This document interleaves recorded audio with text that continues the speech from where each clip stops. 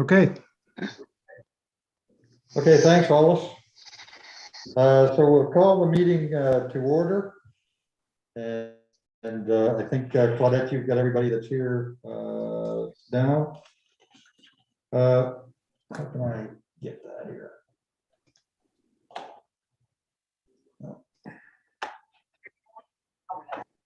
Hollis, we've got a screen here that's asking us, the meeting is being live streamed. Just click on it. So you don't have- Yeah, it's not open. If it was open, I don't know what the codes are for it. We can get rid of it. I hate to miss any of your smiling faces, and this thing's right in the middle of the screen. I can't see hardly anybody. That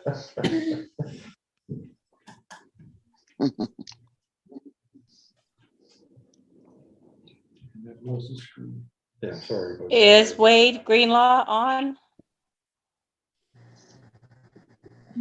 It was on a little earlier. Yeah, I'm on. Yeah, we see him. Okay, we're good to go again. Hey, thank you. So we've got everybody covered. So I think we have a quorum. And we should have a member of the RCMP coming in to give a second quarter report on their activities. And when they arrive, we'll introduce and see who they are. But Mylene Shepherd is the one that has set up the meeting with those folks for us. At this point, you've probably all had a look at the agenda. Is there any declarations concerning any conflict of interest on the agenda items that you might be having? Okay, we'll take that as a no. No. Adoption of the agenda. You've all had a chance to review the agenda. If there are no questions or comments on the agenda, if I could have someone move that the agenda be adopted as presented. I think Kate is doing that, and Alan's a second. Now, before I ask for the vote, I'd like to try something a little different, if you don't mind. I saw this done at a meeting the other day on a Zoom meeting, and what they asked was if you agree with the motion to adopt, just remain silent, and then if not, we'll then ask for any dissenters, and then you can, if you're not happy with what's going on, you can make a comment. It seemed to work very well at the last meeting, so if you don't mind, I'd like to try it tonight, and just to see how it goes. And if we decide as a group we don't like that, then we'll repeat back. We'll do it. So now that we've had a first and a second on the adoption of the agenda, all those in favor signify by remaining silent. And anybody that disagrees with the agenda. Yeah. It kind of reminds me of my old NATO days. If there was no response to a question, it was automatically taken as an affirmative response, and you were able to move forward with it. So it's kind of like that in this regard. So I didn't hear anybody coming back with any negative comments, so we'll take that as an adoption of the agenda. If you've all had a chance to review the minutes of September 23rd, 2021, and there are no comments, could I have someone move that those minutes be approved as presented this evening? Wayne is moving that they be adopted. A seconder. Jim, behind me, has moved that they be seconded. All those in favor of adopting the minutes as presented, please remain silent. All those opposed may speak now. Okay, we'll consider those adopted. So what do you think of that so far? Is that working okay for you, or would you like to go back to the other way of doing things? By the smiles, I think it's okay. Yeah, Okay. it seems to Everyone's be quiet, working they all right. agree. We're allowed to I feel like speak I'm now. getting arrested though. Tell me to remain silent. Well, so we'll try it and see how it works tonight. We can always go back if anybody's not comfortable with it. Certainly, I just thought maybe we could try it. So as we move on into the meeting, we'll go into business arising from the previous minutes. And Hollis has a report from us on the Wall Street property RFP update. Over to you, Hollis, on that one. Thank you, Mr. Chair. It's not so much a report. I don't have any proposals as of yet, but when I checked a couple of weeks ago, the RFP had been downloaded over 200 times. I've had a couple of phone calls from some interested parties, different people around out of Fredericton and other places. So I anticipate getting a couple of good proposals before the deadline, which is November 12th. There's been a lot of interest generated in it. It was shared a lot of times, I know that, and there was a lot of buzz. So things are looking good so far. That's my report. Okay, thank you. The RCMP budget update. Hollis and I were speaking about that a little bit just prior to the meeting. I'll let Hollis speak to it. But as of today, certainly the village of McCadam has not received anything on the RCMP budgeting. So I was kind of interested in checking to see if any of the other municipalities have received those letters yet. Nothing in St. George. No, okay. Nothing for you, John or Al? No, nothing. No. No? Okay. I'm sorry, I Okay, so had we're some still- movement in my home there. Could you repeat what we're looking for? Sorry. I was just wondering if St. Stephen had received a letter yet from the RCMP concerning the budget for this year or for 2022. No. No. Okay. Hollis, I'll lead into you with that then. Okay. I do have what the 2022 bill is going to be for LSDs in our region. So the 2022 bill for the LSDs for RCMP is going to be $4,494,908. For the 2021 year, the bill was $4,384,831. So it's only going up about 110,000, which is really just about inflation. Not a big jump for 2022. That's good.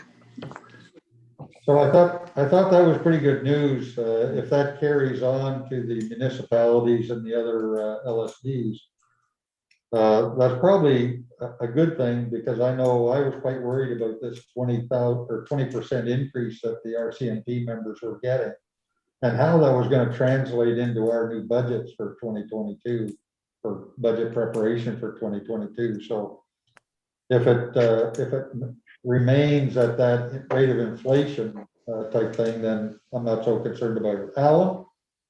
Yeah, just I did have a meeting with the commissioner before they fired him. So I was told that this year, like, we were covered because they were putting our money away to cover the blow that this could cause. So they've been taking some of our money every year and providing a cushion, so to speak. Okay. That's all. I had a meeting with Larry as well, Larry Tremblay, and that's the same story I got as what Alan's giving you. So we have dual phenomenology on that, so it's probably true. Yeah, he came to St. George and said the same to us too. Okay, good. That's good to hear. Okay, thanks, Hollis, on that one. Anything under business arising from previous meetings that we didn't cover? Hollis? I kind of forgot about this, and I kind of meant to put that in there, but there was an action point from the last meeting, and it was about the mapping of development permits and building permits for the region. Yes. So I do have an update on that. If you'd like me to proceed with that, Mr. Chair. Yep, that would be great. Thanks, Hollis. Okay. So it's not complete yet. What we have, it's going to be complete and on our website, but I can show you the data and what it will look like. Just give me one moment here.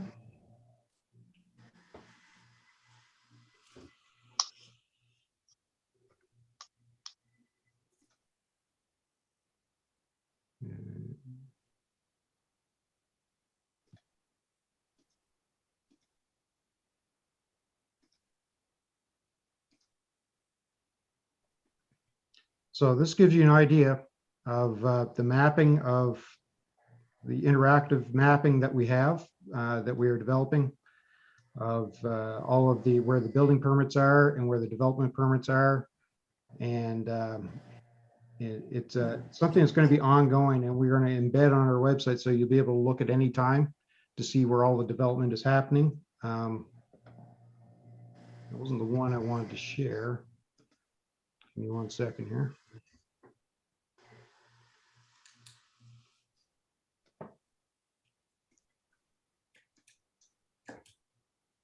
Okay.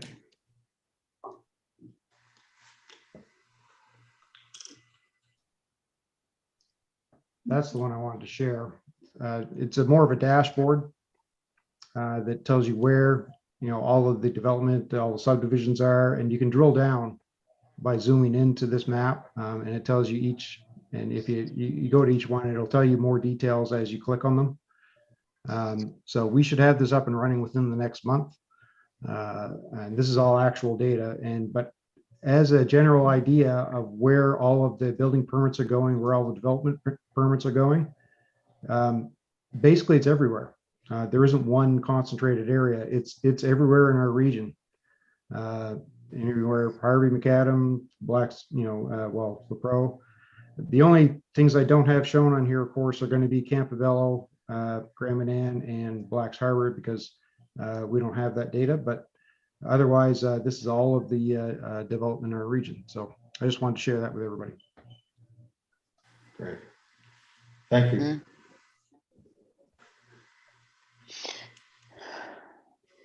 Was someone else going to make a comment? I thought someone else was going to speak there. Okay. If there's nothing else under business arising from the previous meetings, we'll move into new business.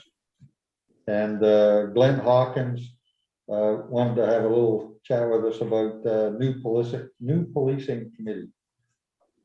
Thanks, Chair. There's been, I guess, a lot of talk about policing in the last period of time, and there's a lot new happening. Recently in the paper, there was a talk about the RCMP getting out of municipal policing. And I think Paul says maybe a little bit more information about that, but I guess, it's a big item. It's a big cost to our area. It looks like there's some changes. And if they really are, I guess, going to get out of municipal policing, then we will be forced to come up with an alternative, or the province will for us. So, I just think that this is probably something that we should be preparing for. And I guess also, if you have any more information on anything about possible transition of the RCMP out of municipal policing. I've heard similar things, and I've heard a time frame of, say, about 6 years. So there's a little bit of breathing room before anything major has to happen. But the fact is that I've heard from a couple of different sources that that's the plan. They're going to get out of community policing across Canada mostly, and that has been our default here in New Brunswick for quite some time. So I think it warrants at this board at least starting the discussion about what the transition might look like in the future, if we go to regional policing, if we go to a different type of police force, if we support a New Brunswick police force, if there's an Atlantic Canada police force, which I've heard,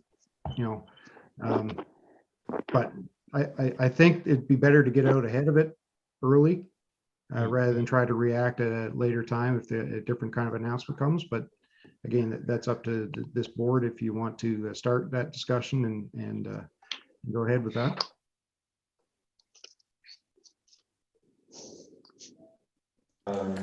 So I guess I'm willing to participate in the committee if there's others that feel it's necessary. I'm not really sure what the general policy is for starting new committees at the RSC, but I guess what's the general feeling? Is it something that the majority feel that we should be doing something about? I have a comment to make, if I may. Yes, go ahead, John. We all heard the news from the mayor of Dieppe, and then some other mayors kind of commented of having inside information. I also heard an alternative interpretation of what it was said, that this getting out of municipal policing is referred to the narrow scope of certain municipalities who are still outside of the existing policing model, like St. Andrews. Do you have more information or make this information more specific? I don't personally. No. No, nor do I. No. Okay, because there is the other interpretation of the comment that the mayor of Dieppe gave, that essentially there are a few municipalities which are not part of the provincial policing model, and the RCMP is going to get out of this. So but just I was wondering if you have more clarification.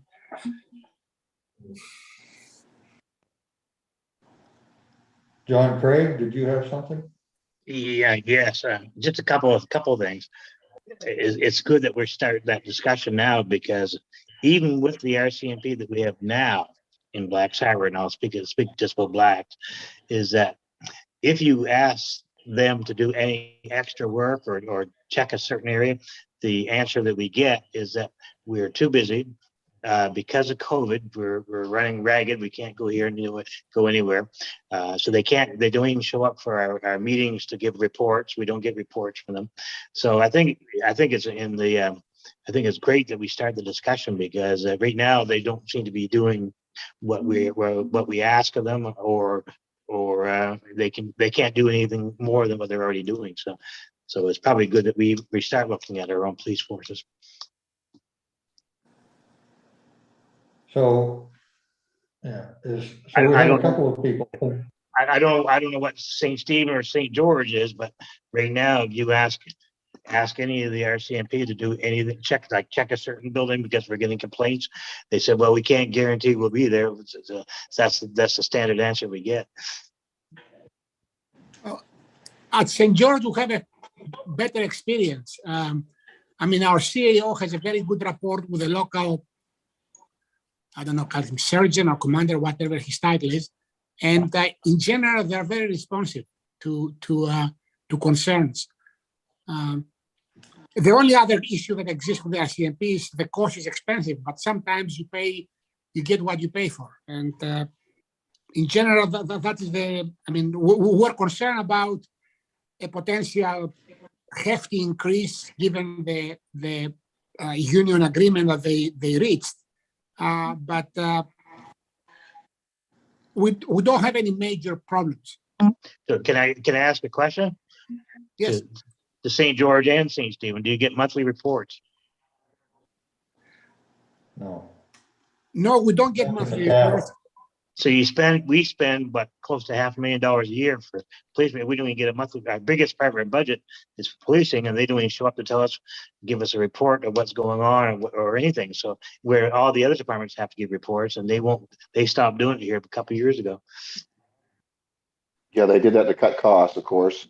And they did that just before you guys get in, of course, in our last term to change it to quarterly. I don't want to get this meeting into RCMP bashing, but I'm just saying it's a good thing that we are having discussions about moving forward. Though. Definitely always worth talking about, for sure. Yeah, absolutely. So is there a possibility then that we would want to set up an ad hoc committee to just initiate the discussion as to options. I think that's an excellent idea. Okay. On this one, maybe we'll because I'm not getting the sense that there's is everybody feeling that way, or there are some counter discussion that might be there? Well, Wade, give me a thumbs up. Okay. well, it's mostly for the municipalities, because it's only the municipalities that they're what they want to get out of it. So they still want to take care of the outside areas, I think. Yeah, I think, well, that I'm not sure. Yeah, I'm not sure on that, but maybe that's another good reason to have this committee set up, so we can kind of determine what they may be feeling the future holds for them, and thereby by us. So,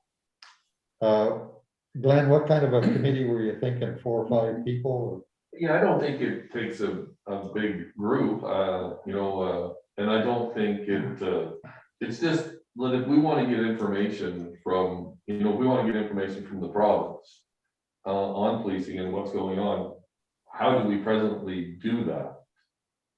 I make a comment, Mr. Chair?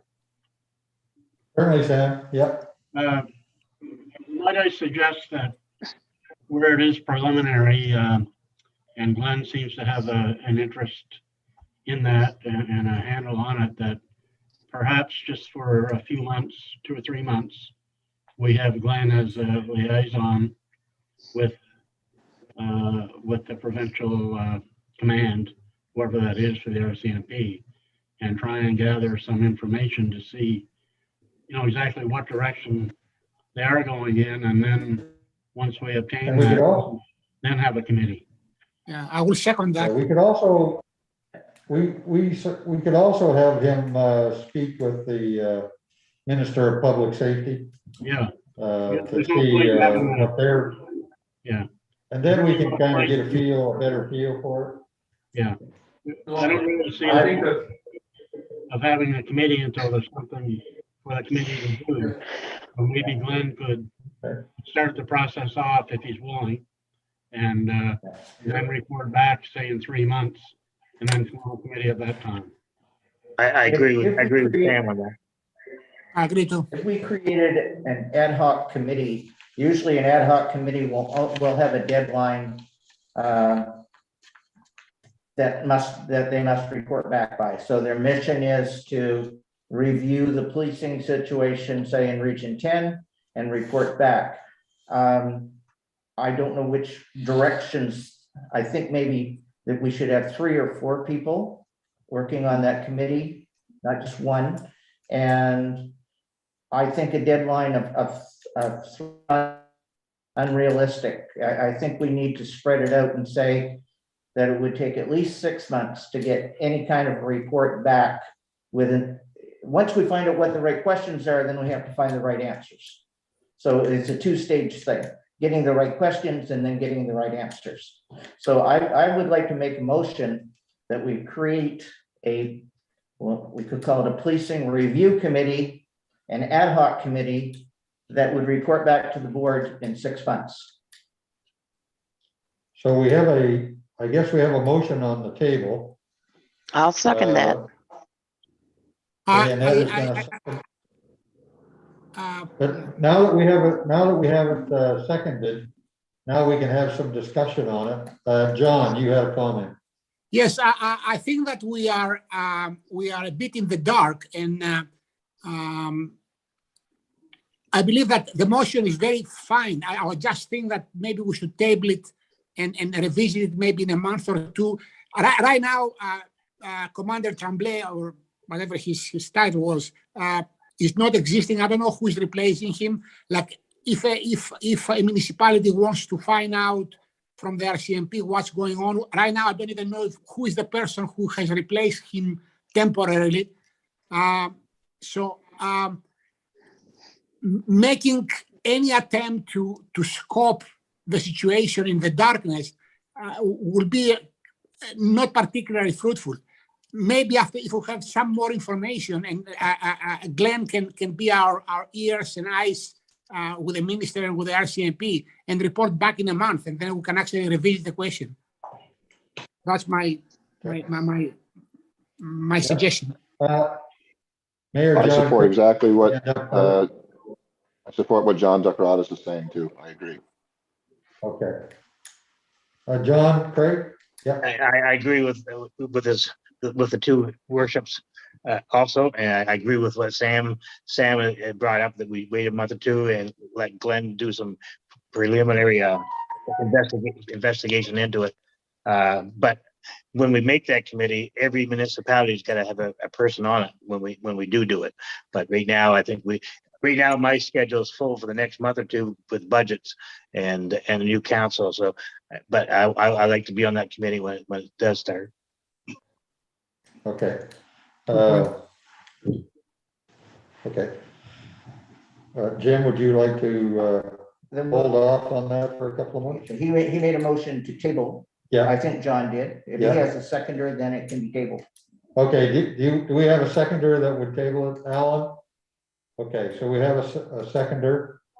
All those in favor of tabling the motion for a 2-month period signify by remaining silent. Any objections to that? May speak now. No? Okay, so everybody's in favor of that. So we'll consider it tabled for a 2-month period. Then we will revisit. Thank you, everybody. Thank you, Glenn, for bringing that up. Just got one question. Yeah, sure, John. In the meantime, Glenn, are you still going to do some preliminary investigation into it in the meantime? Hey, I am willing to. I mean, when I go, I would like to be able to say that I do have a mandate from the Regional Service Commission Board to do that. So I'm not doing it as Glenn Hawkins, I'm doing it on behalf of the board. Absolutely. Okay. So I'd like to make a motion that Glenn Hawkins does some preliminary investigative work on the next month or two to make it easier for the committee to when they start to have that information in front of them. I move that too. Okay, so Alan, you're seconding it.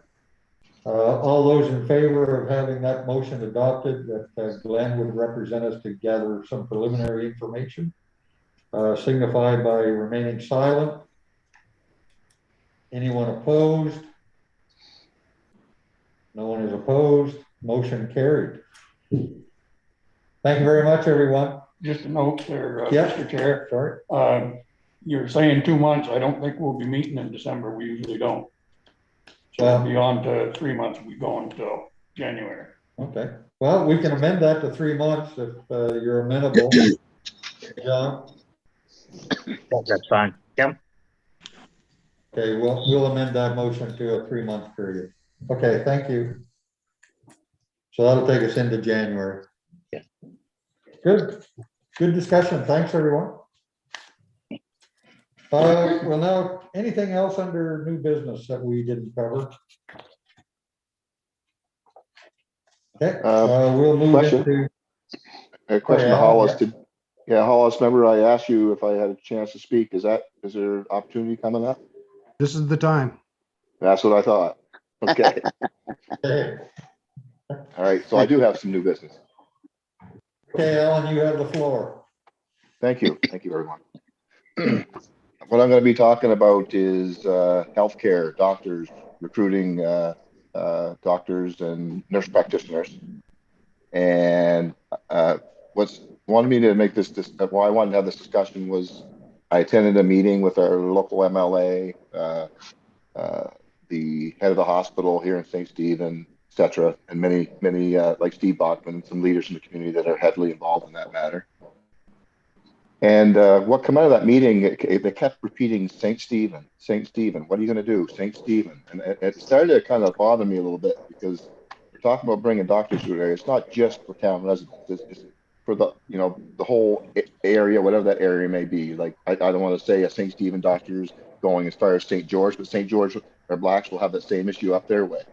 And I think for starters, healthcare and doctor recruiting is a provincial requirement. It's not really a municipal duty. And for example, I've been involved in recruiting doctors, got them to the province, wine, dine, put them up in hotels, and they go somewhere else in the province. At least they stayed in the province, but so I guess where I'm going, I think it's got to be a regional approach at this, and I think we all have to be involved because I'm being asked to support building a clinic, recruiting for doctors, nurse practitioners, and then you go through recruiting them, and then like I said, they have to say when they place a certain doctor, and like I'd like to have some help here actually. Like, we're talking lots of money. And I just think it's something we have to look at as a region. I don't know where that regional catchment area would be. Like I said, like before, like St. George Black's area may have a different idea up that way, or they should have the same way, same approach. But yeah, I think we need to start collaborating on this. And also, not just recruiting doctors. I've also had some meetings with Darren McLeod, who looks after scholarships and getting new doctors educated, and they're asking for help with a yearly scholarship, and I think that's something we should do as a region as well, and we could have more power together. Instead of a small scholarship, we put one large scholarship in place, and yearly for so many years. So I guess that's just about it. Like I said, it's just I mean, I know how we talk about recreation and how the LSDs around me would say, we don't use this facility or that facility, or we're not playing sports, which I don't agree with either, but we all need doctors. There's this, and it's a much needed thing. And I think we got to work together, and we got to work together as a whole, as a large team, and get some action out of it. So I'll open it up for anyone that would like to discuss any more or add anything to that. Anyone From St. else, George, John? yeah. There are two Johns. I assume you'll talk to me. Yes. I'll say you're John, and I'll talk to John Craig. Okay. Craig, you can say that you're saying. My Irish name always gives problems. But anyways, the very good point, Alan, that you brought this thing up. It's a very, very current and important issue. We had also our discussion with our MLA,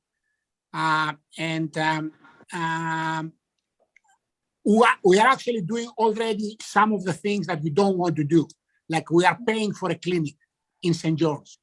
And in the past, we have done several things to actually help doctors getting established. It would be very nice if, as a region, come up with a way to actually bring some facts to the government that there is definitely the need to show the money, because the system is very overstressed. And speaking of the solution that Alan suggested, the scholarships, my daughter was a recipient of one of the scholarships, and now she's practicing in Alberta. And she actually wants to come here, and she's not returning because of the money. She's returning because the system is so overstressed that that doctors are expected to do gymnastics with their schedule and not having a real life. And that can only be dealt if the province takes the responsibility to actually catch up in the lack of funding that has happened over the last 5 years. So if we can as a region lobby or facilitate, because it's not a St. George problem, it's not a Blacks Harbor problem. I went to the St. Stephen emergency the other month. It's a regional problem, and I would have liked if we can actually do something to advance it. That's all. Okay. Any other comments? I think I would like to echo John's comments here. From McAdam's perspective, or my perspective, we've always had issues with trying to attract doctors. And one of the things I've always thought that would be viable is if we had a central location, say St. Stephen, where we had a clinic and we had a number of doctors, and then those doctors could be shared out to the other communities. But one of the biggest thing young doctors don't want to do is to be finding themselves in a community by themselves without a support system or a support group. And so by doing it in this type of a fashion, we could attract younger doctors perhaps who would then have a support system in that central location. And they could still spend a day out in Macadam or a day out in Blacks Harbor or a day wherever, and then be able to rely on their fellow doctors for assistance if they run into something that they're not familiar with. The other aspect of this that Alan is bringing up, and you didn't mention it, Alan, but this type of a clinic perhaps could do be open for the evenings for people to go, rather than go to an emergency ward. They could go and seek some assistance in the evening. So there's another possibility that we might be able to talk to these folks about if we get a clinic, a central clinic set up. I'd be very interested in talking more about it, Al. Yeah. Glenn? I think without question, our area should be doing many more things as a region. Yeah. You know, that's all around. I think we could do a better job of it. I think though, in trying to solve any problem, you've got to ask questions. Like, to me, you know, you're right, John, you know, St. George's has paid for, you know, office space, for instance, for doctors. You know, it hasn't got us any doctors. You know, they've come and they've gone, and some of them, most of them are still in the province. So I think really we have to ask some tough questions about, okay, what is our number one issue with getting doctors to come and stay in our area? And, you know, the surveys that I've seen that have been done by other areas and other boards of trades, like even just St. John's, St. John, New Brunswick, they talk about, you know, professionals, whether it be doctors or otherwise, you know, when they're deciding where they're going to work, when they have options, it's based on education, recreation, and culture. And so then we have to find what do we not have that the doctors want, right? And what could we do?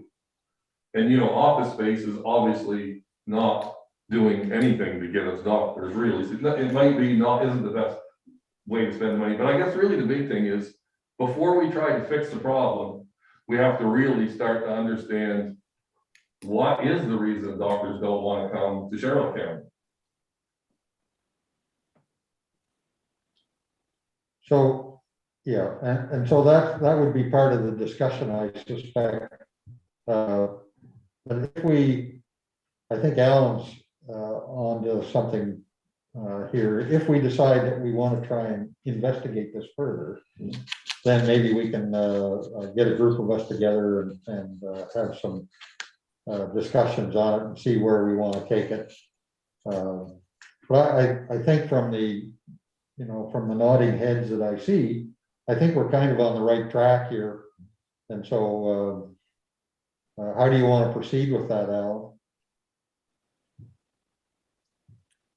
Well, I guess it would fall under our regional collaboration meeting, wouldn't it, or committee? So I guess we could just add that to our agenda. I guess it'd be that's that simple. May I suggest one thing, if you can? Yeah. Is there any way as a commission that we may have a standing with Horizon? Because I'm a bit frustrated because Horizon is the operating arm of the province when it comes to managing our health budget, and there are there is a lot of evidence that Horizon's priorities are very much heavily weighted towards bigger cities. I take exception to what Glenn said, that the issue is recreation. St. Stephen is perhaps the best place in southern New Brunswick in terms of recreational facilities and quality of life, and they still have problems. I think that there are some things that relate with how Horizon is managing, what priority you have in Horizon's agenda, because I don't know who's a representative. Frankly, there is a disconnect. So if as a I guess local government conglomerate, whatever unit can actually voice this to Horizon and try to get some answers, maybe a good first step. Have you? I would see that, John. Once we get a group together, and we determine that we would like to take this on as an RSC 10 issue, certainly we could sit down and discuss that. We get our thoughts together as a group, and then we would go to the chairperson of Horizon Health and have a chat with them, as well as again bringing in our MLA to those discussions. I know in the past what we've been doing is, as far as macadam goes, is we've been kind of trying to go it alone in attracting a doctor. And I think St. Andrews has been doing the same, and other communities most likely doing the same. So this might be quite a different approach for them to see us coming as a group and saying we want to join forces as an RSC to bring in this new approach. So maybe that's the new thing that's coming forward, rather than us all being divided in our approach. We go as a unified force. So I would just add that, like, kind of what the other thing that brought this up to me was the fact that we were putting numbers to doctors, and I mean, this would hold true for even more like St. George, your population, like 2 doctors could take care of your whole population, or possibly 1, because we had doctors retire. They had 300 clients, patients, and St. Stephen's got 5,000 people. In that case, 2 doctors. Here I am being asked to help bring 4. And that's not just like I said, it's not just little old St. Stephen that has to bring the doctors in. And I would like to say, if St. Andrews or Black Shepherd or St. George, if they get a doctor, that's a win for me as well. I have no problem going to St. George for a family doctor. Like, I would do that in a heartbeat. I'm actually one that has no doctor right now, and I have no problem going to the next community beside me. We're talking 20-minute drive. So I just add that too. Okay. Winston had a comment here. Oh, I think Alan is right in a way, but I don't know of any doctors around that has 300 patients. Usually they have a list of them, a lot long, and I think that's what's wrong with trying to attract a doctor. If you're going it alone, or if you're in St. Stephen and say, well, we got 5,000 people here to look after. And they don't work 7 days a week anymore, and they work 4 or 5 days a week now. So it's quite a different thing. We have 2 doctors, and 3 doctors actually in Harvey, and they work other places around, but they quit taking patients when they get to a certain limit, because they need their spare time, and they need to live a life too, rather than work all the time. But I don't know. I was on the hospital board, and we tried recruiting the same as you did, Alan, and we went to great lengths of entertaining and showing off the good sites and everything else, and probably out of 20 we might have got 1, Right. And it's just difficult to entice someone to. We have such a great reputation in this province, being a poor province and the backward province and everything else. And of course, people go to the big cities or wherever they can go. What I liked about John's comment was, as a region, the municipalities might wish to put a little money into the pot to train a doctor that upon graduation would come and work here with us. So I wouldn't mind entertaining that. I know some communities pay tens of thousands of dollars to a doctor to have them come for a few years, and then they leave. I was trying to get a doctor to come based on cottage country and providing them with a cottage and some land. So there's a number of different ways of attracting them. It's just that we need to sit down and I think get our thoughts together. I really like the idea of working as a team rather than working as individuals. Yeah. Yeah, well, because the other problem we have is I feel like I'm competing with the people in front of me right now. Like, and that's Exactly. hard. Yeah. And I don't like competing with St. George or, you know, or another, you know, St. Andrews. I don't want to get into that, you know, I think you're right, Alan, though, if that in a center, and the doctor would go one day here, one day there, I think that's probably a better idea than trying to get the doctor permanently in one spot. Yeah. Because this way here, it'll, and we have, being a region, we have a lot to show off here and entice people to come. Yeah. I agree. So, you know, I guess, the only thing, John, I didn't, you know, when I talked about why other doctors come to other places, I didn't say recreation, I said education, recreation, and culture, right? But I think the big thing is, you know, instead of saying, will you come here, you know, what would this area have to do to make it more, you know, make it more acceptable to you? And the doctors that have left, okay, like we've had some doctors in our area, Dr. Anderson and others, okay, why didn't you leave, right? And what could we do, you know, in the future to have kept you here? Yeah. So it depends on their lifestyle, too, what they want for a lifestyle. If they want a lot of entertainment and things, and they're kind of on the picture, really. Alan I said think- something. Alan said something that I like to comment, and because I agree with it. He mentioned the number of patients that a doctor has, because that's the fundamental, I guess, base from which he derives the income. And I'm not sure if like arriving to some numbers about what ought to be a number of patients that can sustain a doctor is a very, very important answer that so far everybody's skirting around.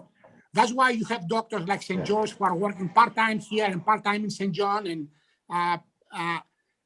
there is a lot of uncertainty generated by the fact that there are no basic rules, that there should be an expectation that a sustainable doctor requires so many patients or so much salary. And that is something that ought to come from the province. One of the things you're hitting on a good cylinder there, John. The last time I spoke with and I can't remember her name, I'm sorry, but it was the chairperson of Horizon Health. And she did have a number, and I think, if I recall correctly, it was around 1,700 people before they would bring a doctor into an area. But don't quote me on that number, but it's the right way to go at it. What are the numbers that are required? So I think if we can bring that stuff forward, we'd have those questions as a group. We'd go forward as a group and look for those answers. I think we'd be strength in numbers. Well, when we looked at through Horizon Health, I mean, you had a doctor with 3,000 listed patients, but they only seen about 300 or 400 a year, you know. Yeah. They didn't see, because they might see you once and you might not be back for 5 years, you know.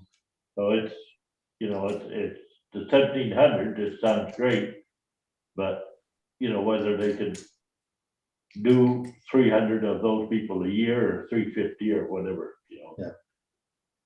And it's those kinds of numbers we need to discuss and sort out. But you're right on that one, John. Let's find out what Horizon Health is looking at for numbers per. So I guess from this discussion, do we want to, you know, to start a committee for the municipalities to work together on, and the LSD to work together on recruiting doctors? I'll second that. Yeah. Okay, so I'll make a motion that we, you know, form a committee to start to work together on recruiting doctors as a region. Okay. Seconded. Yes. John seconded it. So we have a motion moved forward by Glenn and seconded by John. that we do move forward and set up I'm gonna say an ad hoc committee to look at the proposal that Alan has put forward. And any other comments on that before we go to a vote? Okay, all those in favor of the motion, please remain silent. All those opposed may make comment now. No comment. Okay, the motion is considered passed. So And through you, we'll try Chair. and, Yeah. Yeah, go ahead, Alan. Okay, so that one other part of that was the scholarships. Would the board welcome having Darren McLeod come in and talk to us about scholarships? Just hear him out, hear what he has to say. I can, Yeah, I think that's something, once the committee is put together, we can request that. I don't see Darren on here anymore. But certainly, once we strike, now that the committee has been struck, we'll determine who's going to be on that committee. I suspect all the municipalities and a couple of LSD members would want to be sitting on that.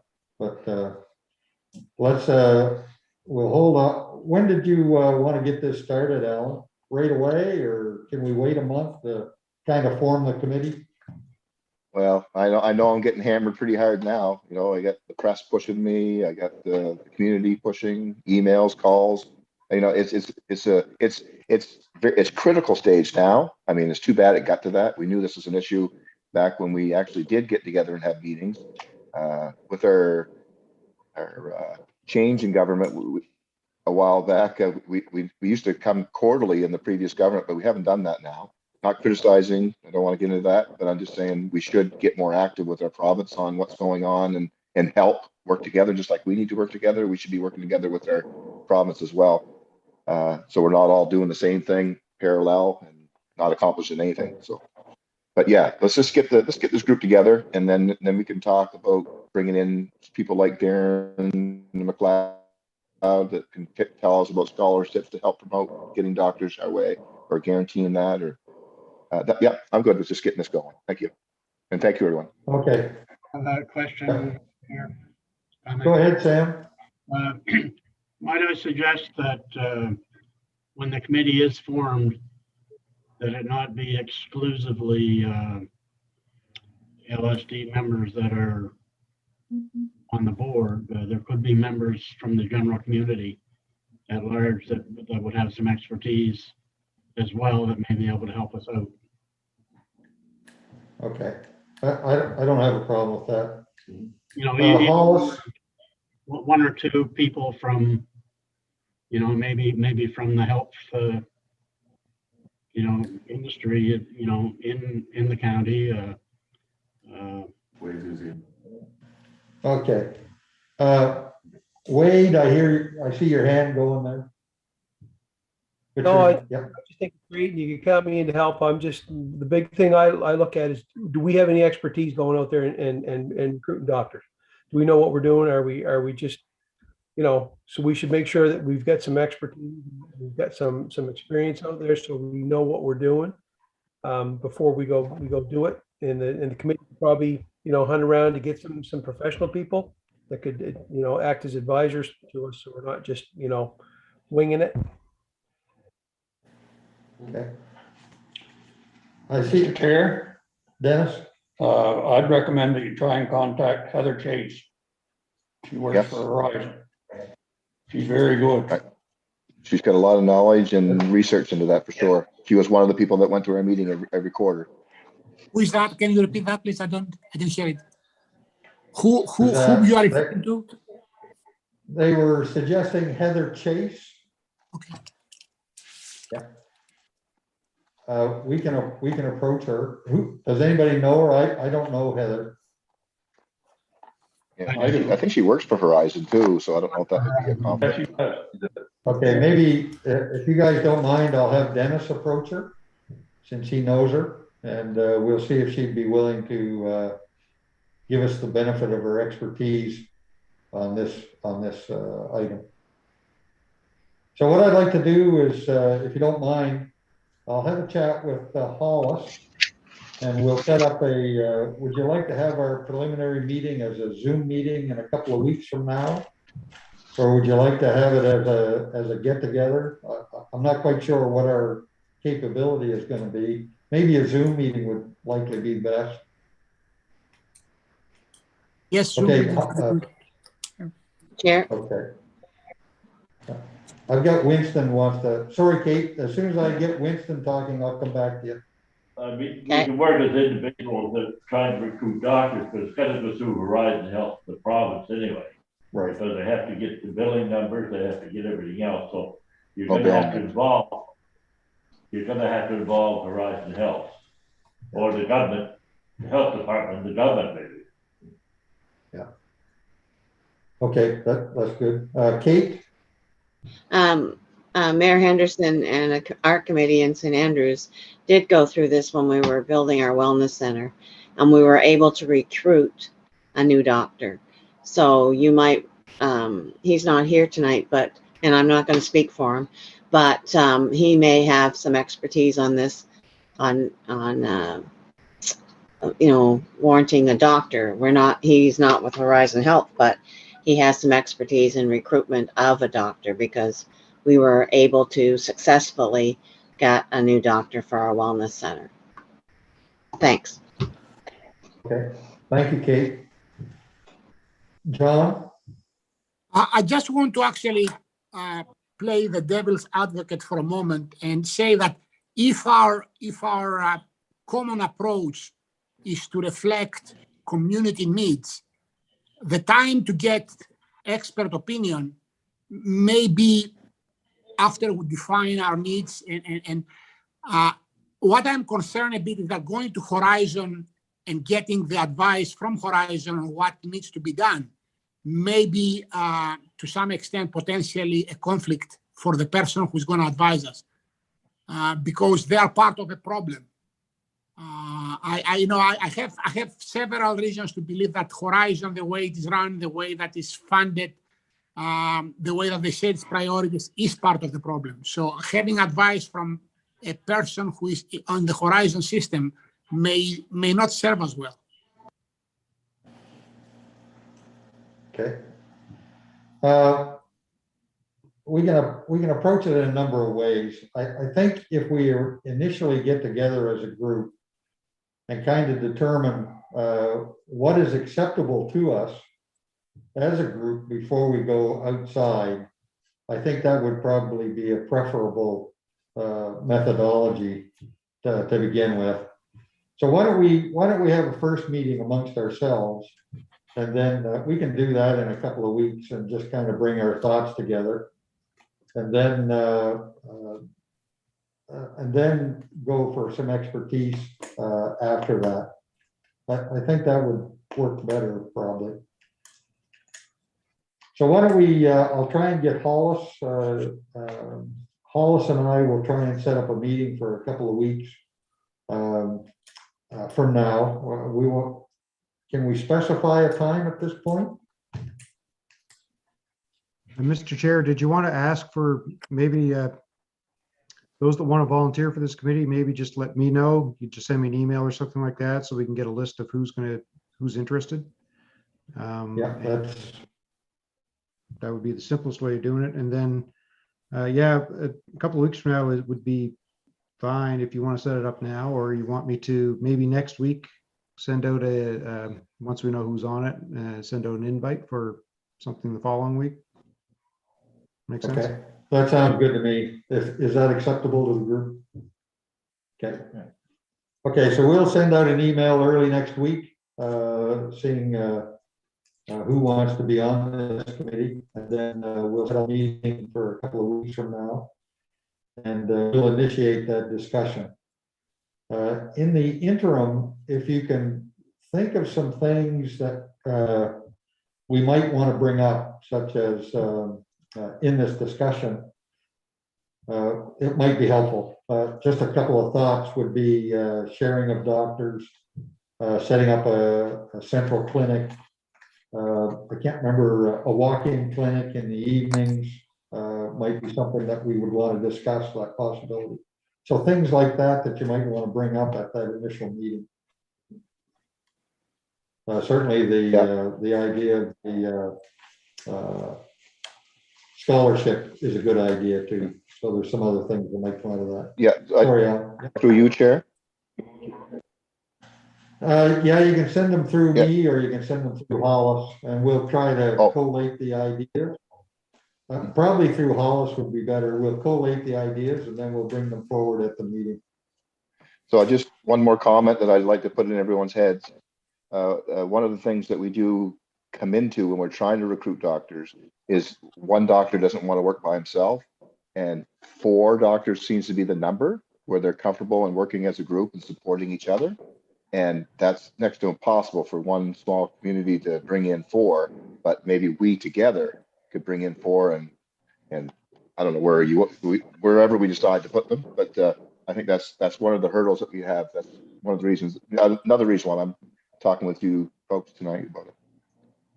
Yeah. Yeah, okay. That sounds Thank good. you. We'll wait for what kind of, the ideas that come forward and we'll set something up for a couple of weeks from now. And that'll just be a preliminary meeting. Okay, thank you.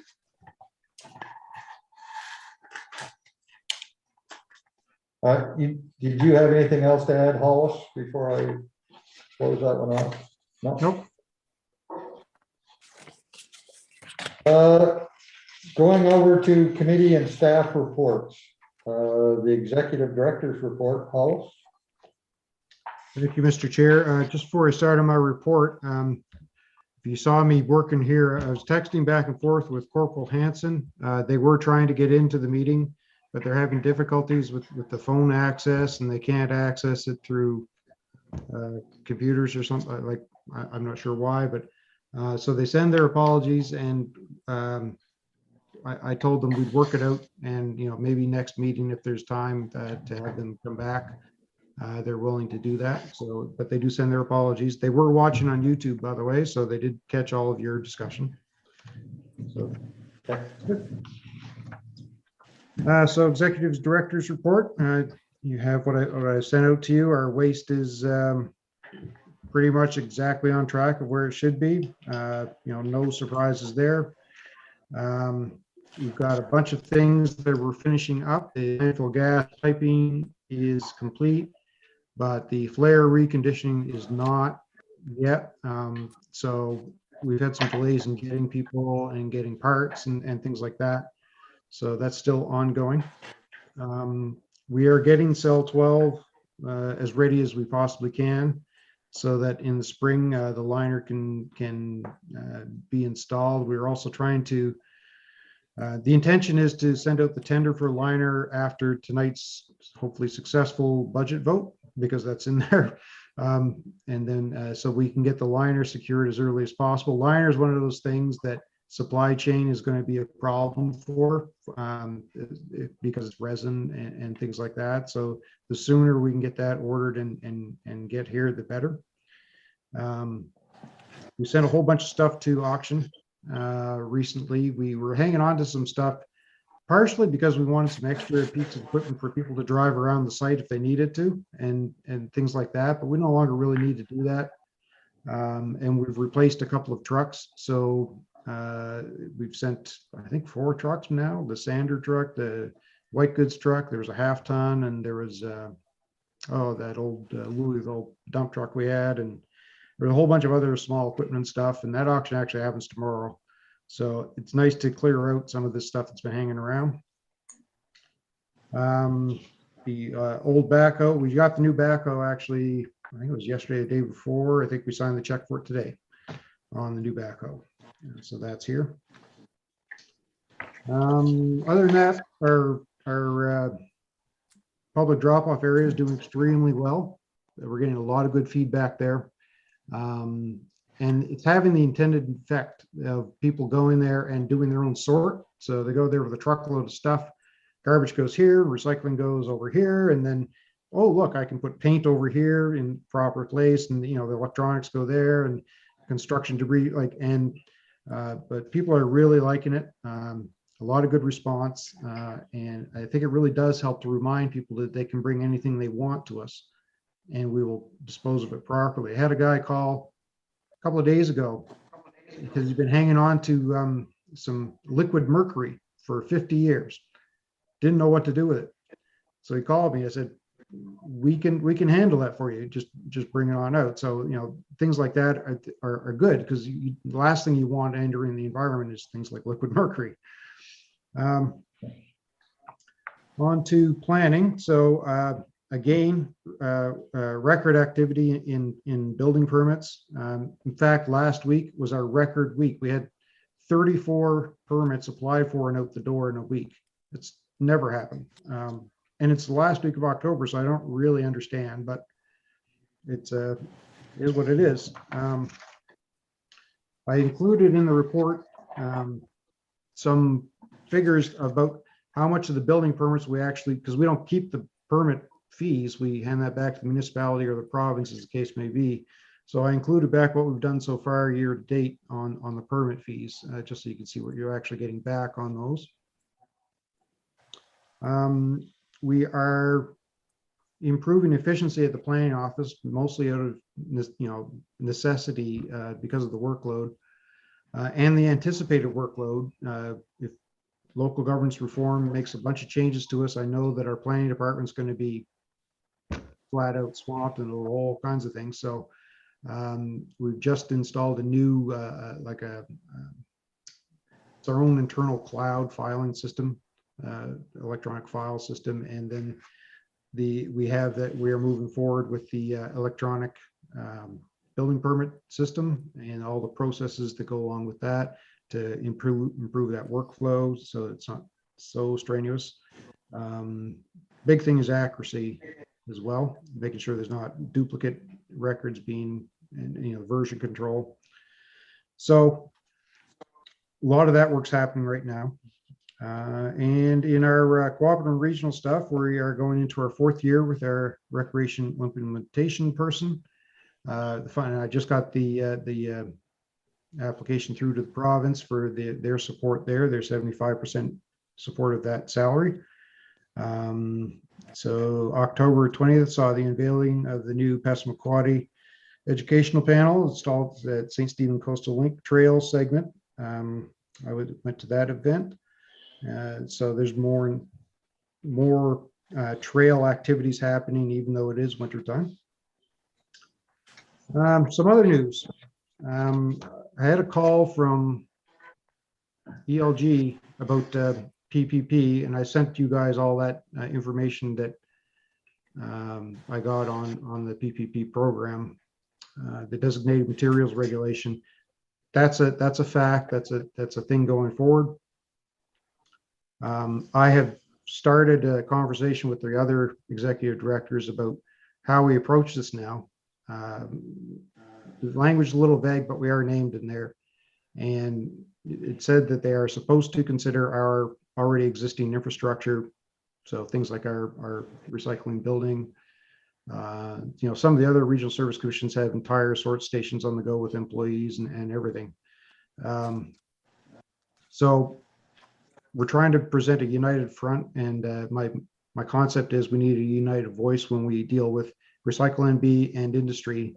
Industry kind of owns Recycle NB, so I'm assuming they're going to have their own representative. What my proposal to the other regional service commissions is that we all get together and hire a single person as well, so that they can meet. But I need them to do a study on what our actual costs are to run our current recycling program, and how much of our recycling program is materials that are in PPP, so that they can get a true cost of what it costs to recycle those products currently in the province of New Brunswick as a whole. And that would include collection too. So this person would have to figure that part out as well, because we're all different in each region, although it's fairly close. The concept being that we present them with the easy solution. The easy solution is write us a check. This is how much it costs. Just do that. Usually people would like to take the easiest path. So that's where I want to go with that. The other option is if they come up with something different, we're going to have to negotiate that, but we want to negotiate as a united front. The ONB contacted me, and by ONB, I can't remember his name. I've got it here in an email here. I can't remember his name, but it wasn't just like the local guy. It was the regional guy in charge of economic development. He's contacted every other regional service commission. He feels very strongly that we are going to get economic development as part of our portfolio. So if it's coming from those guys, I put a little weight behind that. And so his questions to me were, if that happens, how would you do that? Would you source that out? Would you? And I said, well, I don't know. We'd have to sit and talk about it. Generally, we've had better success doing stuff ourselves here. So that's probably what would happen, but I don't know. Fredericton has Ignite, and they would probably just outsource to Ignite their economic development. Moncton has something similar. So the larger centers are going to do something like that. But where we are a collection of smaller municipalities and LSDs and whatever we end up with after reform, collectively we would probably come up with something. But anyway, that's just something that a piece of information that's probably going to end up in our portfolio. Last thing in my report was Project Village. A lot of you are familiar with this. They're starting off with their car share service, which is they have 4 electric cars, which are going to be available to nonprofits and NGOs and organizations like ours as a car sharing service, and would work well for us if we use it as like an overflow thing. So for our planning office, for instance, if both vehicles are already booked and out for the day, but somebody else needs something for other meetings and things like that, we can grab one of the electric cars that are in St. Stephen, as opposed to using our own and charging mileage. So more on that later when we actually get things going there. That's all I had in my report, Mr. Chair. Okay. Any comments from board members on the director's report? Nothing. Okay. Strategic plan update calls. And I have a question. Actually, I have 2 questions for Sorry. Yeah, go ahead, John. You mentioned the fact that you are trying to do some procurement now on membranes for the dump for the. I'm just wondering, can you give us a sense, because we are in the process of doing budget? Have you got any sense of where we are going with regards to accounting for inflation as we move forward? Not sure I understand the question.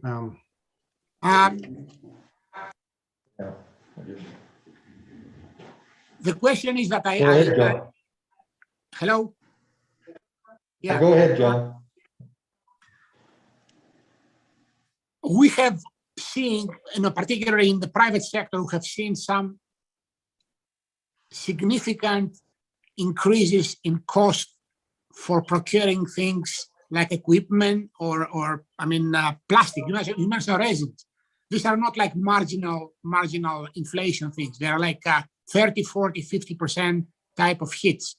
I was wondering if like how you coping with this?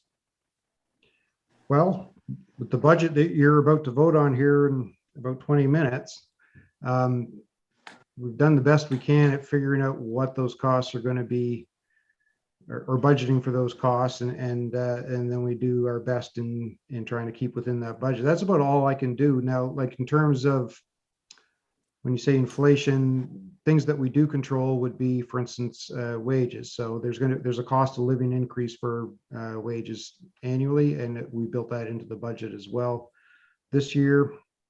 But you're right, inflation is an issue. I mean, fuel costs are way higher than they were. We use a lot of fuel here.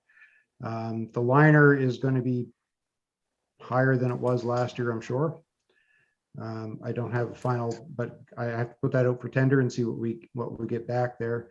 There should be enough in the budget. Our budget is flexible enough that we can absorb a lot of unanticipated costs, because it happens to us all the time. I mean, because we're capital intensive operation, stuff happens all the time. We have I had an excavator, the motor went out of it that was unexpected a month ago. Well, that's a $25,000 repair bill.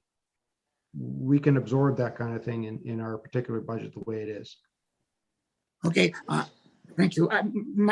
Well, yeah, in my private life, we're building another greenhouse, and I just saw steps in equipment like heaters and fans and resin for plastics. They are not going inflation. I thought was the wrong term. I mean, they are going like they are leading the inflation. They are going with steps like 30, 40, 50% over a few months period, and that's a huge disruption in the budget. If I have something, well, I'll put it this way. So things like our liner, which is a fairly major expense, and that is something that could be a lot more than it used to be because it's a resin cost and things like that. If it's outside of budget, what happens is I come back to the board and I say, look, we budgeted, $300,000 for this item, but it's actually going to be $500,000. I'm going to be way over budget, but I have to buy this. So I get approval from the board to do so, and that's why we have a capital reserve. So Okay. if something was like way off budget and was going to be that much of a hit, we've got a capital reserve to cover those things. We also have an operational reserve as well in case there's stuff that goes way out of whack. So that's how we cover the huge unexpected. The second point that I want to make is about what you describe as potentially coming into our territory, which is the economic development. Do you have any sense what gives? I mean, we don't have a shortage of officials either in the provincial or in the federal government who are handling economic development funds to various applicants. What gives in that move? I don't know any more than actually what I just told all of you at this point in time. I don't know what they, if they just say you're doing it and don't give us any money for it, well, that wouldn't make any sense because I don't know how we would get funds for that outside of what we normally do. So I don't know what kind of resources they would have available for that yet. They haven't told us, and I think they're holding their cards pretty close to the chest at this point in time. Okay, thanks. Okay. No other questions for Hollis on the executive director's Only comment report? I'll make is if you guys some of you may remember what they did last time. They had 12 of them throughout the province, hired them and didn't really give them any power to do anything. And I hope that whatever we do this time is better than that. Oh, yes. Yes. Concur with that. Yeah. Okay. Hollis, the strategic plan update. Strategic plan update. It's in your package there. There's really no big changes, but what I'm going to do, Mr. Chair, is at our November meeting, which is theoretically our last meeting of the year, I'm going to do a year-end wrap-up of the whole plan where it is. And we do want to sit back and fine-tune and kind of rejig this plan to make more sense with our current reality, whatever that reality is, which we should hopefully know more about after the white paper. So that's all I'm going to report on that, Mr. Chair.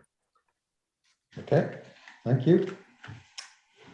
If there's no other questions then on the strategic plan update for Hollis, I will turn then to Dennis on the Planning Management Committee report. You'll have to bear with me here because we just had the meeting just a few minutes before this one. Summary of the committee's activities. Chairperson welcomed everybody in attendance at 5 p.m. Alex Henderson went through the issues the PRAC has been facing with achieving a quorum, which is set in the bylaws as a minimum of 5. Given that newly appointed members are not showing up or have resigned. Alex and Dennis presented 2 options to address the quorum issue. One which gives PRAC itself the power to vote by a vote to recognize a seat as vacated if a member misses 3 consecutive meetings or has submitted a letter of resignation. Version B, PMC members through Vision B with this extra power for PRAC was advisable, as it does not delve into the discretionary decisions about adding or removing members which are reserved under the board.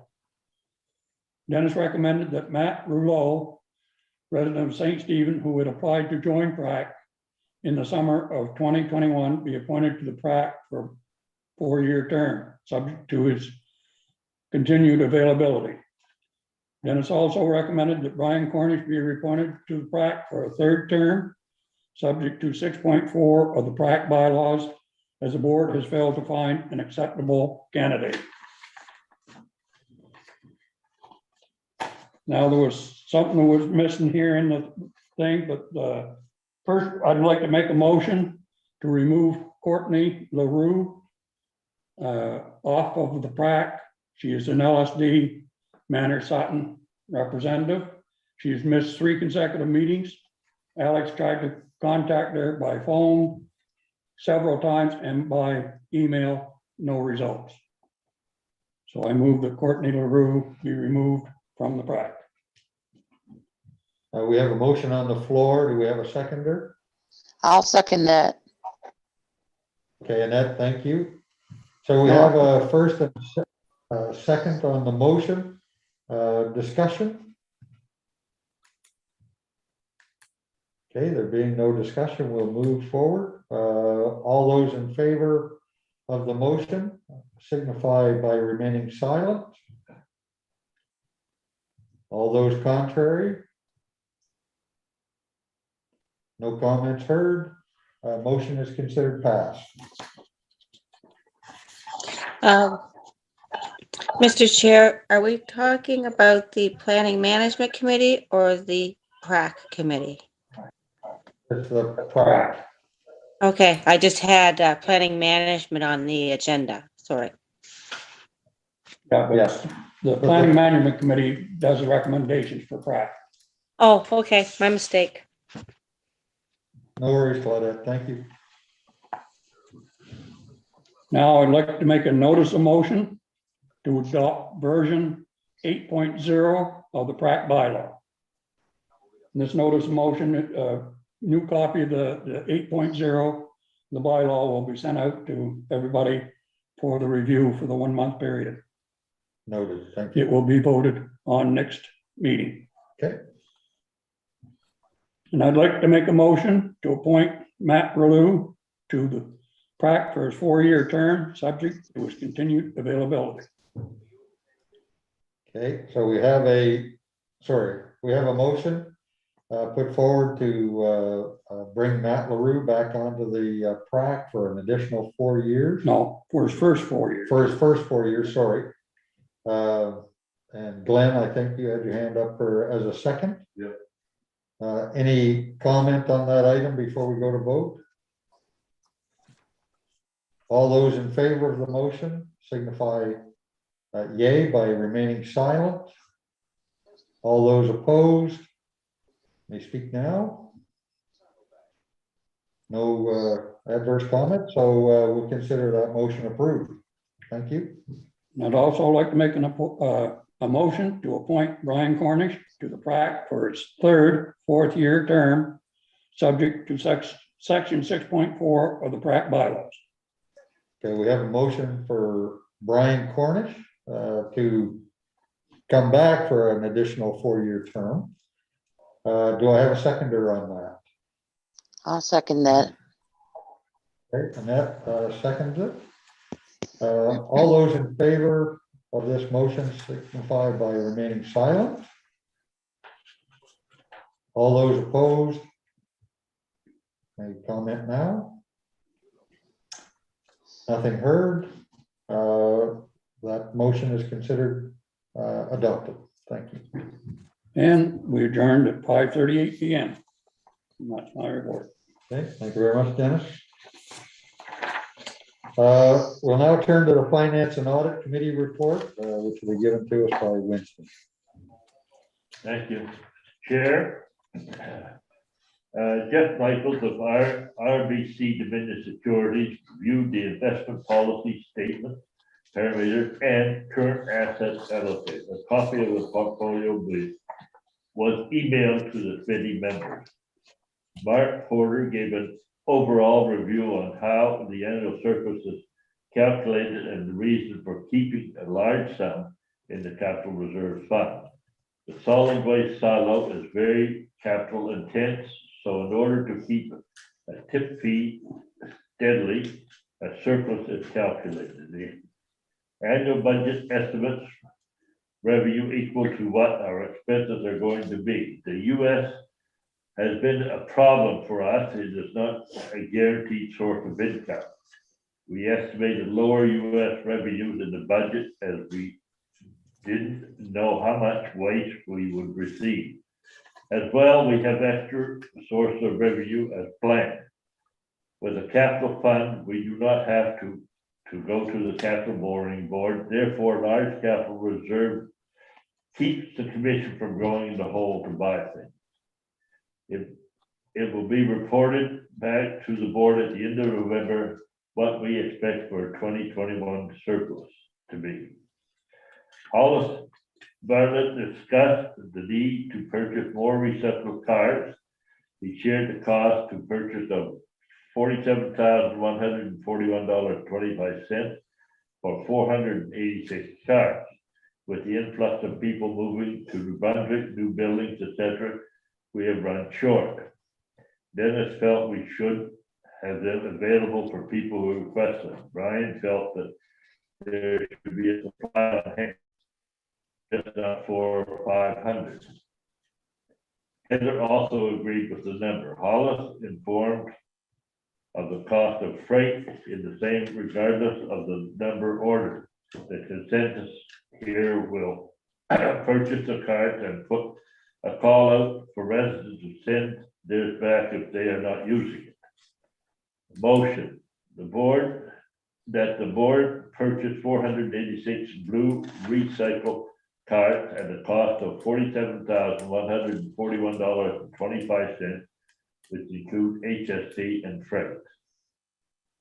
So we have a motion on the table to purchase this request number of carts. Can I have a seconder on that motion? I'll second it.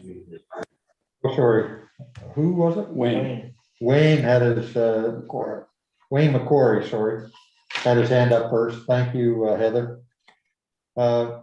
We have the motion on the table and a seconder on that motion. Any discussion on it before we go to vote? Okay, we'll move to all those in favor of the motion may remain silent. All those not in favor?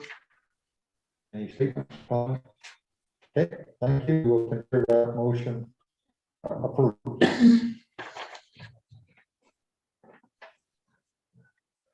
All right, 2022 budget motion. Bart will have an up-to-date version of the 2022 budget that will be sent out to all board members with the meeting package.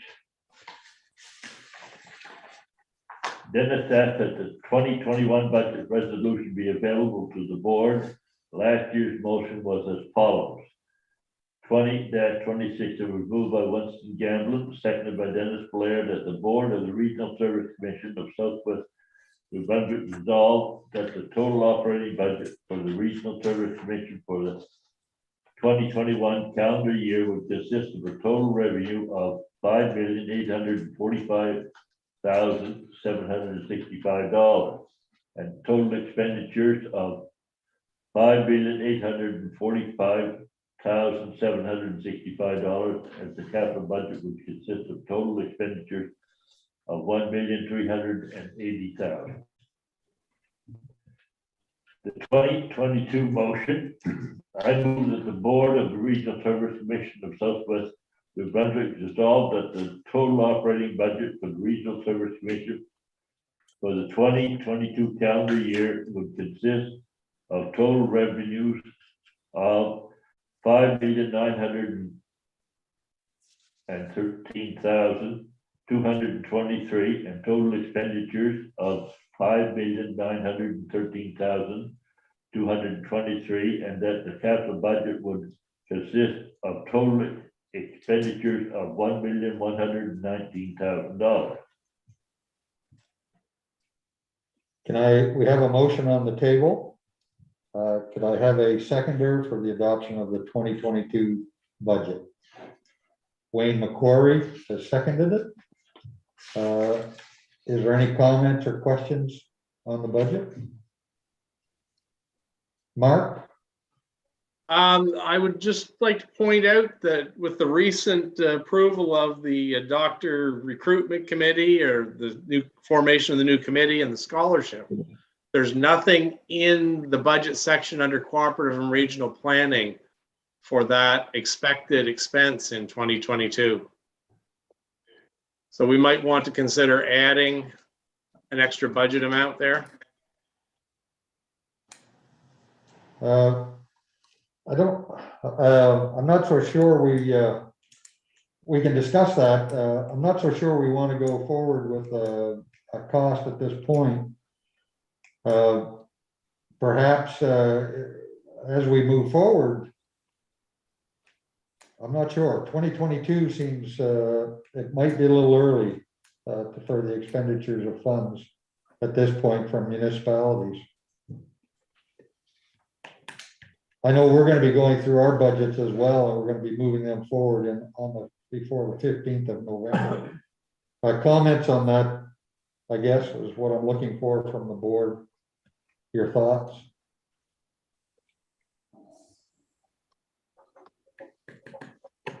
If we pass this budget tonight, there won't be any funds in there to do your study or whatever on your Right.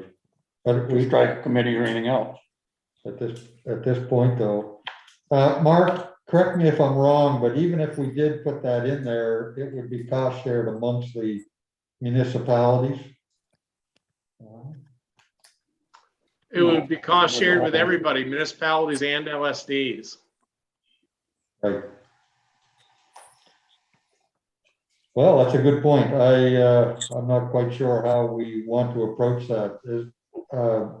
Because I have no idea of how much that amount would be to start with. And do we really want to hold up the budget for that item? I would suggest probably not, but go ahead, Alan. I'll take your thoughts. A question through you to Mark. Is it possible that, is this something we could use one of our reserves for if it came to that? If it came to.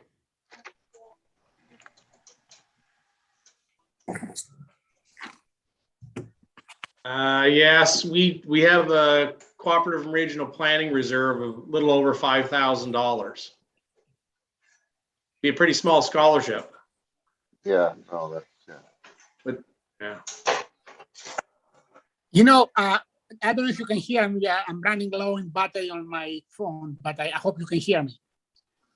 We can hear you, John. Yeah. Yeah, I think it's we need to do some discussion about what kind of financial incentives we may have to give and at what level. So it would be very, very premature to even scope it right now. So I agree with Hollis that maybe that's something that may come after we had some discussion.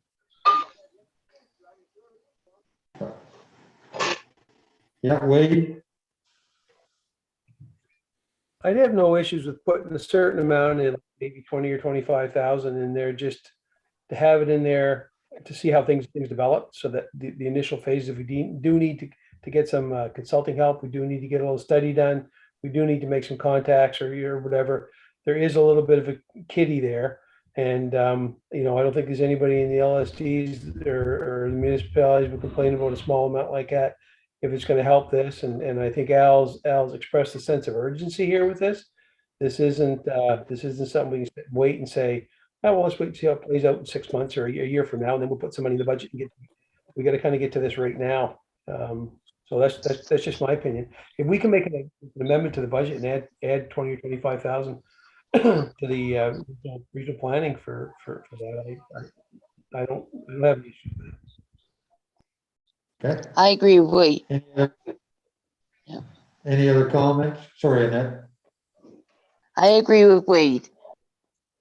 I think agree we with should- Wade as well. Yeah. Mr. Chair, If I Yes, may, Paula? if I may, we're going into November. The actual check that would be written for a scholarship is not likely to happen in 2022. So even if we put a scholarship plan in place and things like that, we're not actually probably going to be writing any check for a scholarship until 2023. Okay, well, that's a good point. Scholarship thing. Sorry, Wade. Scholarship, something that can be waiting on the road. This is for recruitment of doctors. Right now. Yeah. Yeah. Okay, I'm not, so I'm a little out of my depth here right now on making this budget amendment. So I'm gonna go back to Mark Porter, and I'll share this with Hollis, I guess, this decision making of this question. If we were to go ahead and determine that we wanted to make a budget amendment of about $25,000 for this endeavor, can we make that adjustment at this point and still have the budget signed and ready to go this evening? Like once a year.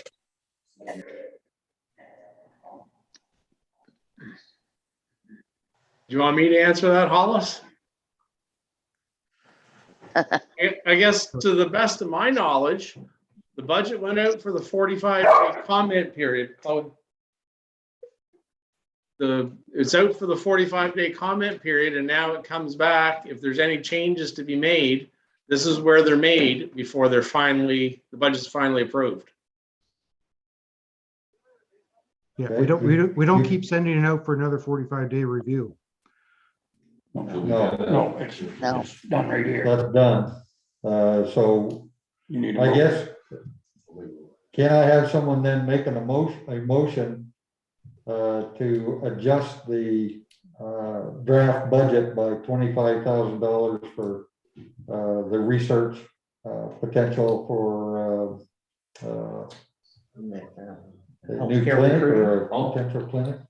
So I'll make a motion that we add $25,000 to the Regional Collaboration Fund to be used to support the endeavor to, I guess, recruit doctors and possibly be considered for a scholarship if required. Okay, we have that motion on the table. Thanks, Glenn. Can we amend that again, please? Yeah, absolutely, Al. Yeah. It should not just say doctors, it should say healthcare workers, because it could be a nurse practitioner. I think we should not. Yeah, I second that. Okay, we'll make that change. So do I have a seconder? Yes. John? Yeah. Okay. Okay, so we're gonna do an amendment to add another $25,000 to the budget. All those in favor of the amendment as discussed? Question? Remain silent. Question? Oh, sorry, John, did you have a question? Yeah. Yeah. There should be a question period before we move on. Can you read the motion again? And I just want to be clarified exactly where that money was coming from the budget. It has to be coming from somewhere. I just didn't hear where exactly it was coming out of. Okay, Mark, can you clarify where that money is going to come from out of the budget? Go to Black's Harbor. Now you got my attention. Now you have my attention. And thank you very much. There goes snow plowing for the winter. Yeah. Yeah. It will be under the cooperative and regional planning section of the budget. Okay. And how much was in that budget? I don't have it in front of me, but how much was in that budget to begin with? 633,000. Good. No. 633.76. So did you need to hear that motion again? Probably be good for everybody to hear the full motion, where it's coming from. Okay, I can do that. what I'll, I can do that for you. okay, Ken. thank you for that. Okay, it was moved by Glenn Hawkins, seconded by John Detorakis. sorry, excuse me, just a second. To adjust the budget by 25,000 to support the endeavor to recruit doctors and healthcare workers and possibly a scholarship. This will fall under the cooperative and regional planning budget. Just, I thought, I also heard that this money may be spent to some extent for doing some research.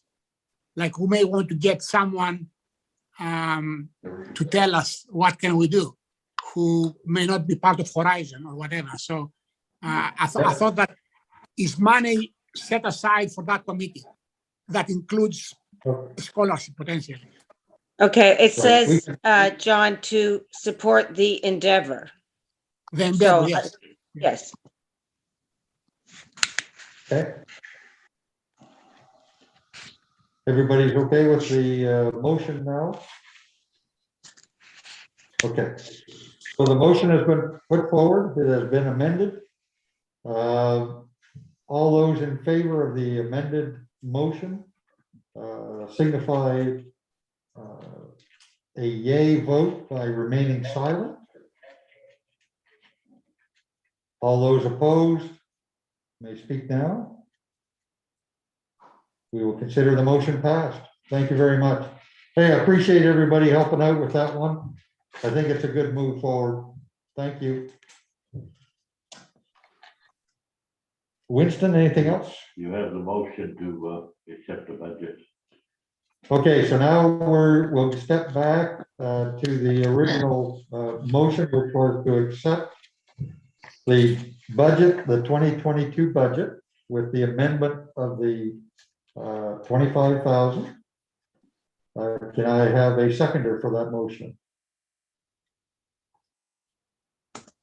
I'll second it. Okay, Dennis got his word in first. Thank you, Dennis. All those in favor of adopting the 2022 draft budget motion as presented, signify by remaining silent. All those against may speak now. Okay, we will consider the motion passed. Thank you, everyone. Anything else, Winston? No, that's it. Okay. Maybe. Now we'll have Mark give us the financial report.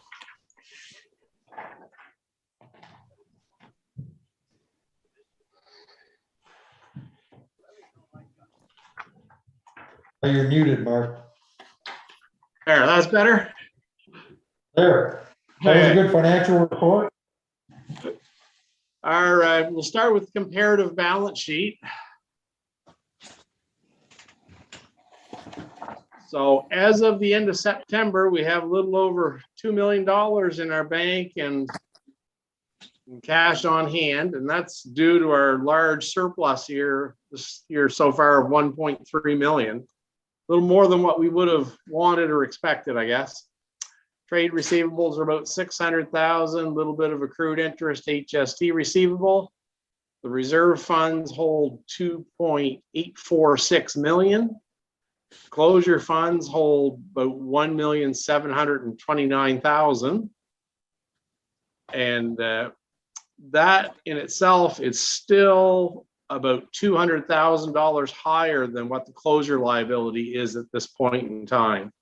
And Jeff Mitchell, when he was at the Finance and Audit Committee meeting, he explained how good the rates of return have been on the stock market. So that will probably drop in the future. Hopefully not too badly. Prepaid expenses are 126,000. So we have total current assets of 7,517,000. Our tangible capital assets are about 12 million. So the total assets of the organization are 19,544,000. Things we owe, there's current liabilities of 767,000.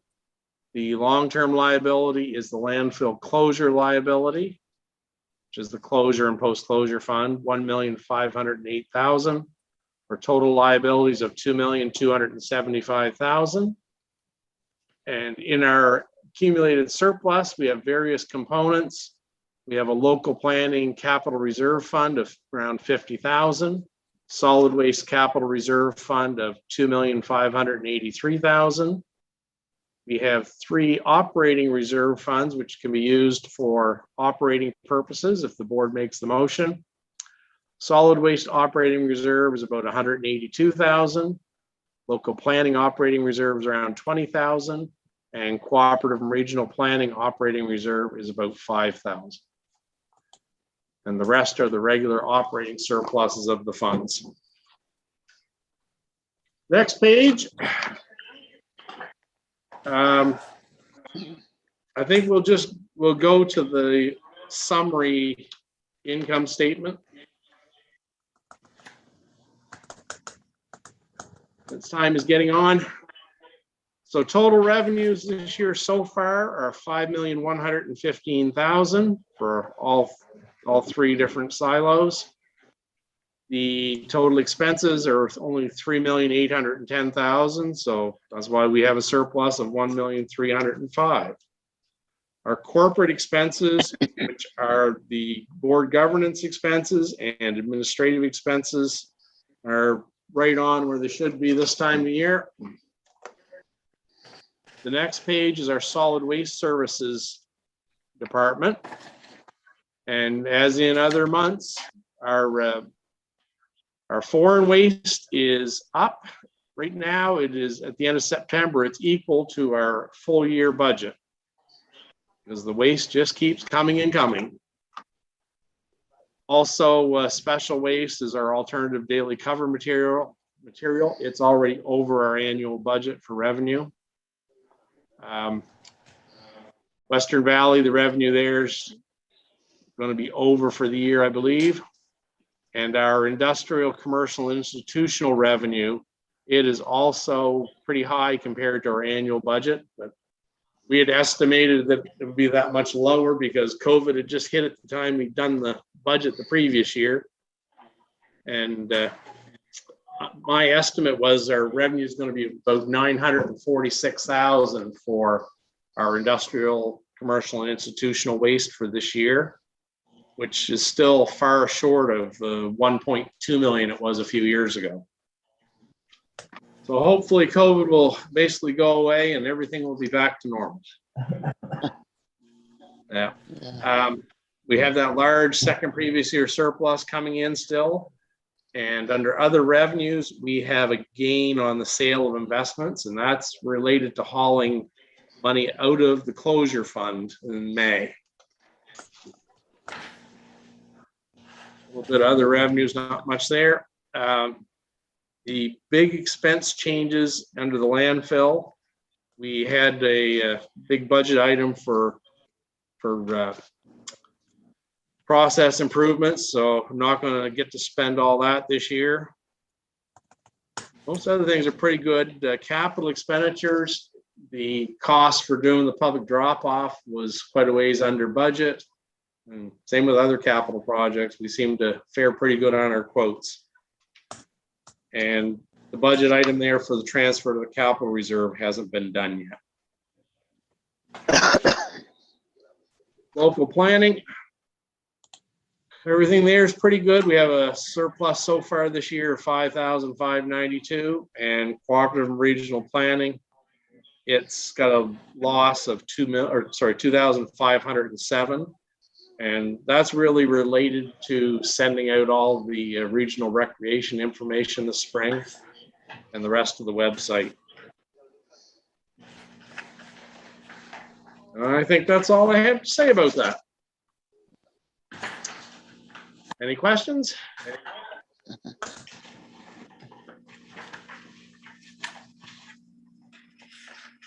The only question I have on that now that we had in the closure fund a requirement to have 1.5, and we have actually 1.7 in there, difference of about $200,000. I don't know if anybody wanted to make a comment on that. Why are we carrying that extra 200,000? But I think Mark spoke to it a little bit, was the fact that the stock markets are up, they fluctuate.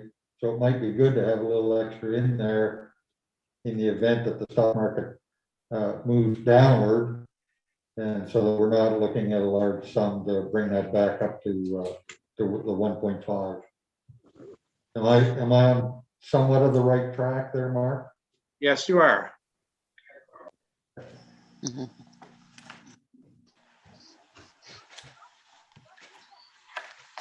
Okay, any other comments on that for Mark? Okay, thank you very much, Mark, for the report on the finances. Thank you. Mr. Chair, Mr. Chair, Yes, I'm going to make a request that you rescind the motion to approve the budget as the motion was stated, because we need to change the actual amount on the motion to include the $25,000. And I can give you that number. okay. The previous motion we had from the Finance and Audit Committee to approve the 2022 budget needs the actual number needs to change to include the extra $25,000 for that motion to be. You know what I mean? Okay. 938. Right, yeah. Right. So do we need to make an adoption or a motion to rescind the previous motion? Okay. Can I do, I hate to be trying to short circuit everything here, but can we make the two motions in one, or do we have to separate the two? Separate Separate because this is the big budget motion that we need, I would just make a simple motion to rescind whatever motion number that was. Claudette can maybe tell us that, and then just restate the motion with the new figure as a new motion. Okay. Art, do you have the new number, Winston? It'd be 5,938,223. Yeah. You want to rescind the other motion first? Yeah, we'll rescind the old one first. So I'd make a motion to rescind it. okay, Winston has made the motion to rescind. I second. Jim has seconded that. I think I don't think there's too much discussion on that. So all those in favor, yeah, he's almost had the new number up there. All those in favor of rescinding the previous motion on the budget signify their acceptance by remaining silent. All those with any nays may speak now. We will consider the rescinding of that motion passed.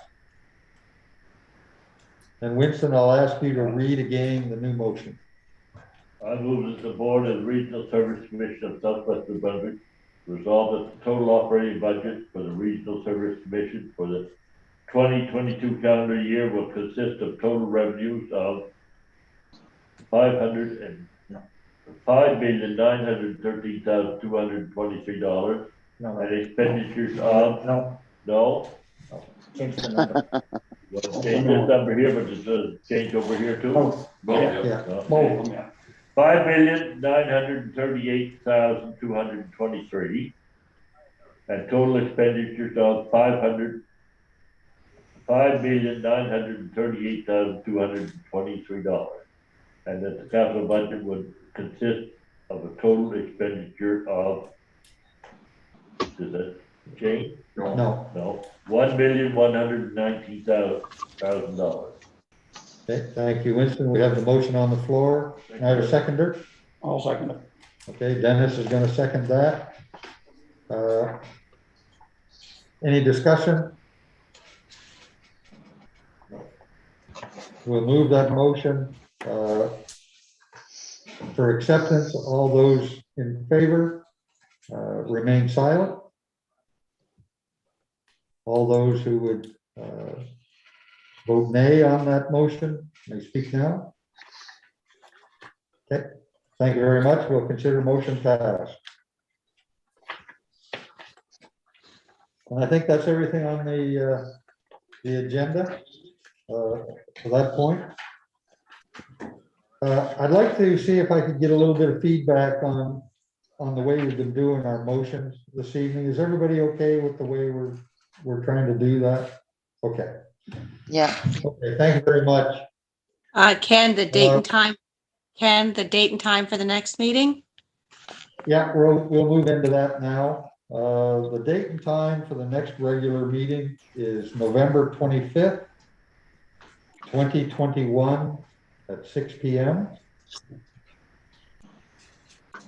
And Hollis, do we have any questions from the public? Comments? No, Mr. Chair, I don't have anything that's come in. Okay. Then I will move that the open portion of this meeting be adjourned. Do we have a motion? Winston gave me a motion.